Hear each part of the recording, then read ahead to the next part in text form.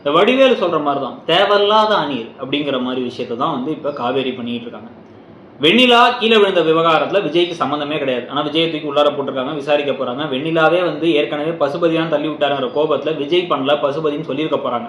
ஆனால் இவங்களா கிளம்பி அங்கே போயிட்டு தயவு செஞ்சு நீ அவரை காப்பாற்றி வெளில கூட்டு வந்துட்டு நாங்கள் எங்கேயாச்சும் போயிடுறோம் அப்படிங்கிறாங்க. என்னன்னா வந்து இவங்களும் இந்த குழந்தையும் சேர்ந்து எங்கேயாவது போயிடுமோ. இதை வந்து நீயே வச்சுக்கோ விஜயன் வேற. விஜய் என்ன பொம்மையா? எனக்கு வேணாம், விளாண்டு முடிச்சிட்டேன், நீ விளாண்டுக்கோ அப்படின்னு சொல்றதுக்கு அப்படிங்கிற லாஜிக்கே நமக்கு புரியல. இதுல இப்ப வந்து என்ன சொல்றாங்கன்னா, என் வயிற்று இருக்க குழந்தை மேல சத்தியமா சொல்றேன்னு வெண்ணிலா ஷாக் ஆகுறாங்க. இப்ப வெண்ணிலா மனம் திருந்தி இல்ல பரவாயில்ல, என்னதான் என் கணவன் மனைவியா வாழ்ந்துட்டீங்க, நீங்களே ஒன்னா இருங்கன்னு சொல்லிட்டு உண்மையை சொல்ல போறாங்களா, இல்ல என்ன நடக்க போகுதுங்கிறத வச்சு அடுத்த ட்ராக் போகுது. ஸோ இதில் பசுபதியை வந்து கண்டுபிடிக்கிறதுக்கான ஒரு ட்ராக்.